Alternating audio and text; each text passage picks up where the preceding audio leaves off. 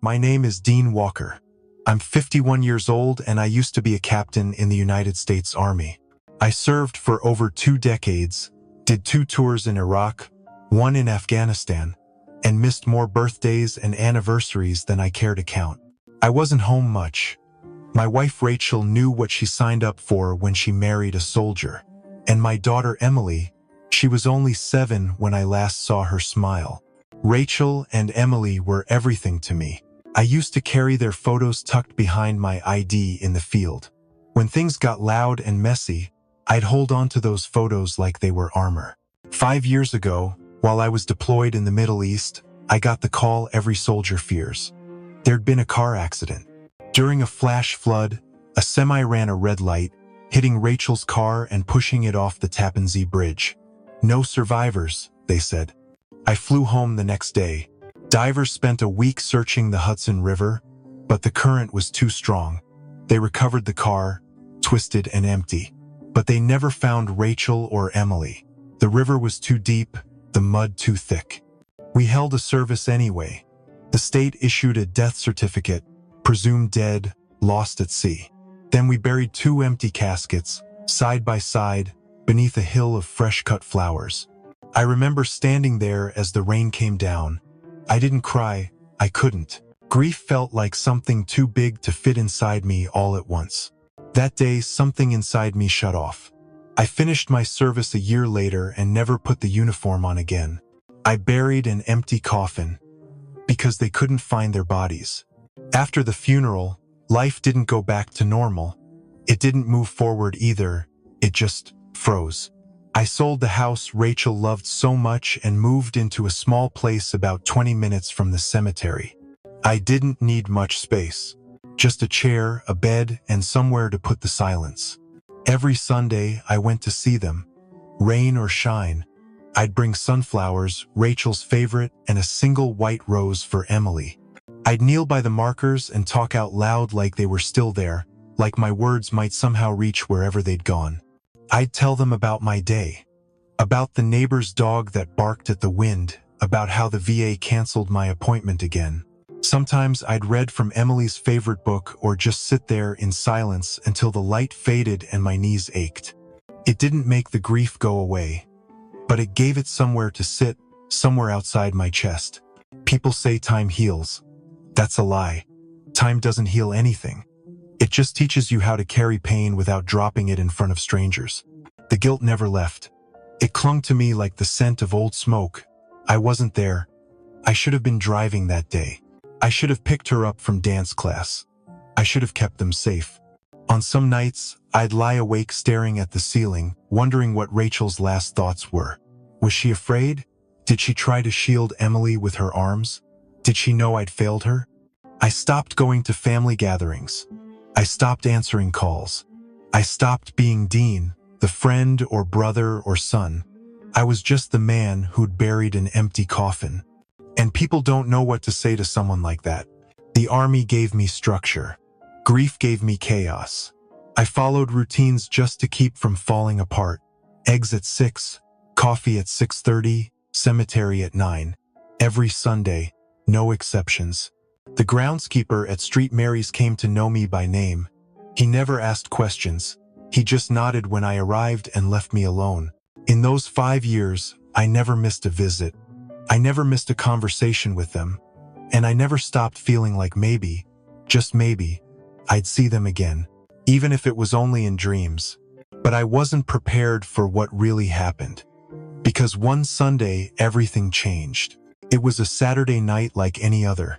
I'd had my dinner, folded the same t-shirt twice out of habit, and turned in early like I always did.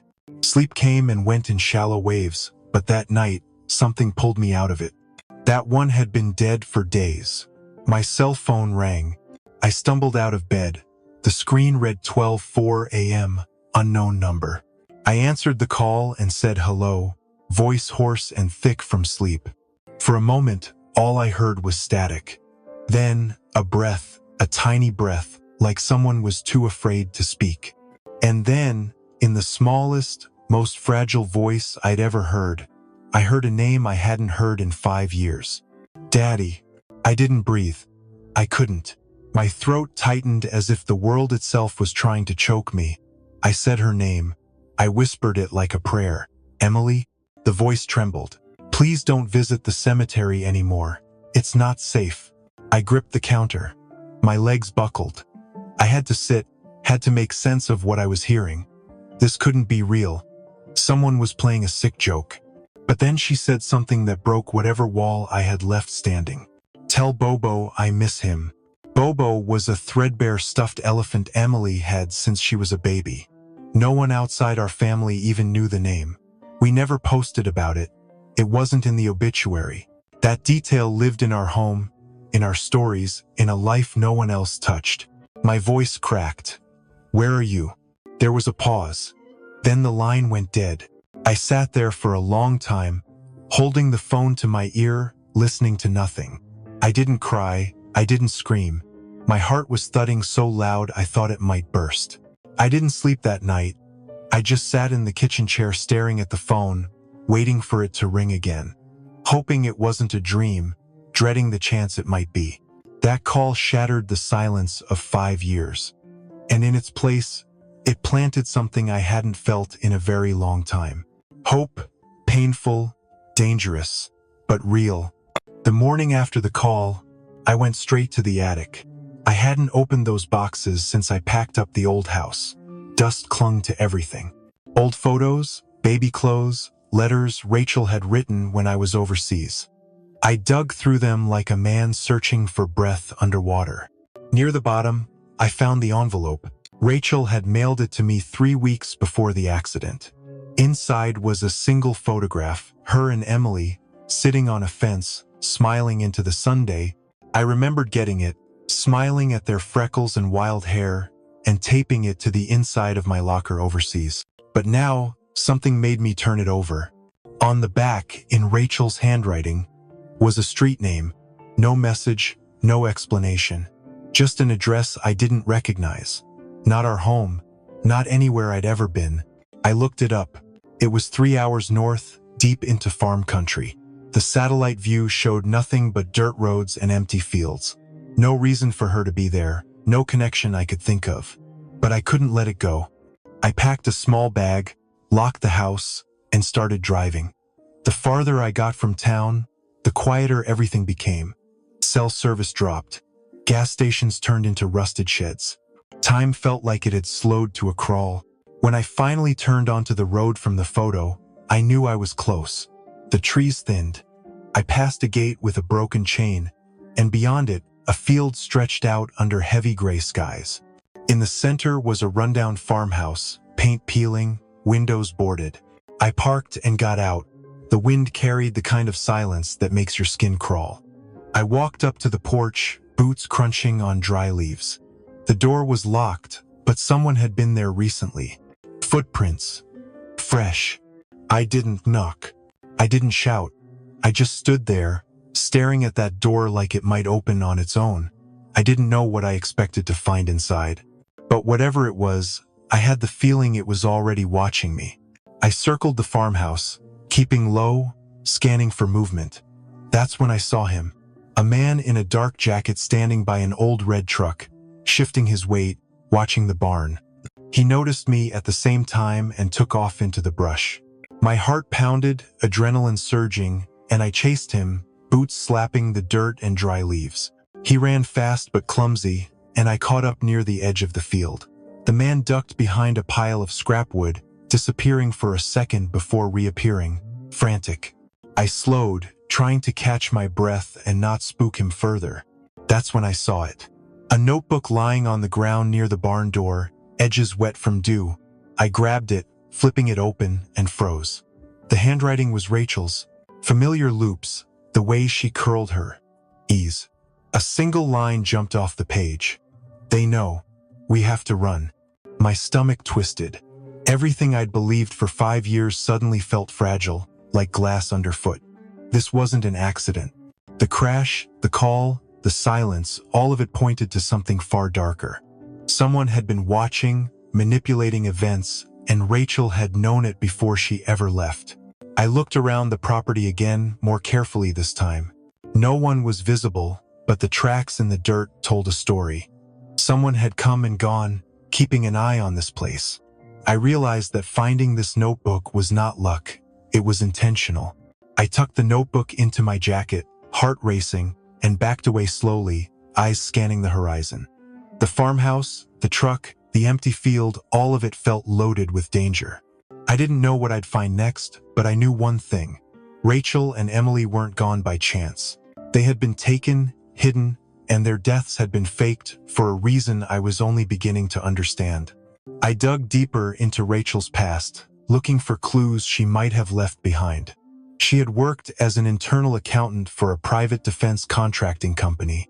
It was a prestigious job, one she'd been proud of, but it also put her in the middle of things she shouldn't have seen. She found irregular transactions, money disappearing into offshore accounts, contracts being manipulated. It wasn't small-scale embezzlement.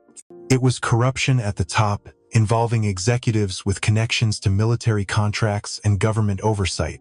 Rachel knew too much, and someone wanted her quiet.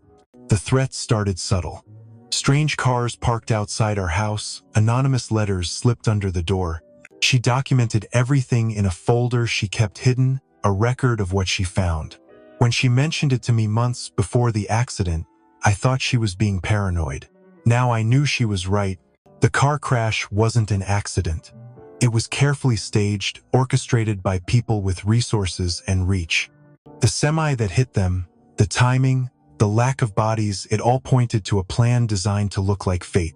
Someone wanted to make sure the world thought Rachel and Emily were gone for good.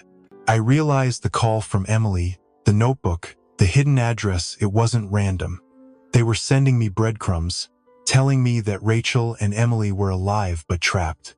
They had disappeared for their own safety, taken out of reach of people who would kill to keep their secrets hidden. The full weight of it hit me, and I felt anger like I hadn't known since leaving the battlefield. People I'd trusted, systems I'd believed in, had conspired to erase my family. Rachel had vanished to survive, Emily had vanished with her, and I had spent 5 years mourning what wasn't truly lost. It wasn't just a family tragedy anymore, it was a conspiracy. A crime against people who only wanted to live honestly and expose the truth. And now I had to figure out how to find them before the people who orchestrated it realized I was on their trail. I drove through winding roads, the snow falling heavier with every mile. The sky was a flat gray, the kind that makes the world feel suspended in time. Silence surrounded me, broken only by the crunch of tires on icy gravel. The cabin appeared finally, tucked between tall pines, smoke curling from a chimney. My heart raced. It was nothing like I had imagined and everything I feared. The place seemed abandoned yet alive at the same time. I stepped out of the truck and trudged through snowdrifts to the porch. Every step felt like it carried the weight of 5 years. My hand hovered over the door, hesitant, shaking, wondering if I was about to step into a trap or a miracle. I knocked once, nothing, twice, still nothing. Then the door creaked open slowly, and a pair of wide, familiar eyes met mine. Emily. She looked older, taller, but the shape of her eyes and the tilt of her head were unmistakable. My chest tightened, my throat closed, and for a moment I couldn't move.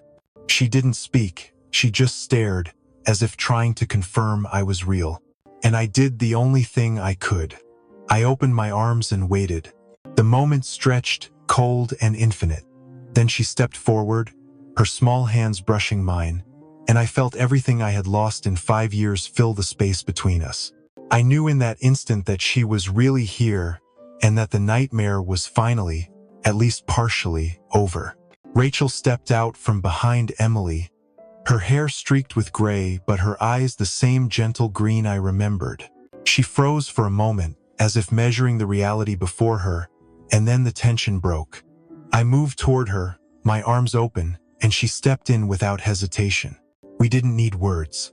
The cold wind whipped around us, but it couldn't touch the warmth that flooded through our bodies. Emily ran into my arms first, burying her face against my chest. Rachel followed, and for the first time in 5 years, we stood together, 3 hearts pressed tight, letting tears fall freely. Everything I had mourned, Every empty Sunday, every silent night, seemed to dissolve in that moment. The past and its grief were still there, but it no longer held power over us. We were alive, together, and finally whole, standing in the snow, holding each other, letting the world wait outside while we breathed, finally, as a family again. We made the choice together, Rachel, Emily, and I. The evidence we uncovered was enough to bring the people who hurt us to justice, and it was in the hands of someone we trusted completely. But speaking out publicly would have put us at risk again. We live quietly now, under different names, in a town no one knew before. Every day we move through normal life, and yet nothing is ordinary. The peace we have is fragile, and we protect it fiercely, because the most important thing is being together. I learned that life isn't about recognition or revenge. It's about survival, about love, and about the family who waits for you no matter the years or distance. We survived, not to tell the world our story, but to live it, and that is enough.